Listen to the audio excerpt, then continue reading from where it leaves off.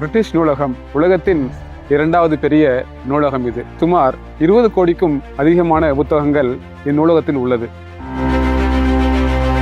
வருடந்தோறும் சுமார் 30 லட்சத்துக்கும் அதிகமான புத்தகம் இந்நூலகத்தில் சேர்க்கப்படுகிறது.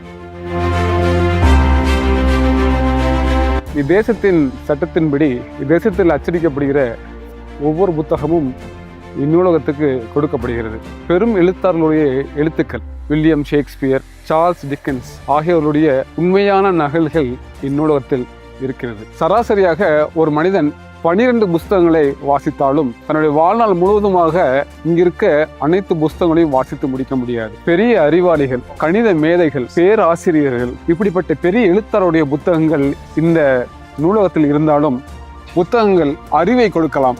தேவனுடைய ஜீவ வார்த்தை அடங்கிய இந்த பரிசுத்த வேதாகமம் நமக்கு ஜீவனையும் நித்தியத்தையும் நம்முடைய வாழ்க்கையில் மாற்றத்தையும் கொடுக்க வல்லதாக இருக்கிறது.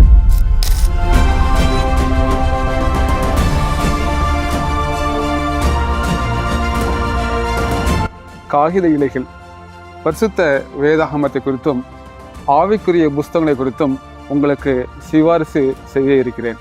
என்னோடு இணைந்து படியுங்கள். கர்த்தர் இயேசு கிறிஸ்துவின் வரையை ஆயத்தப்படுவோம். கர்த்தர் உங்களை ஆசீர்வதிப்பாராக. ஆமென்.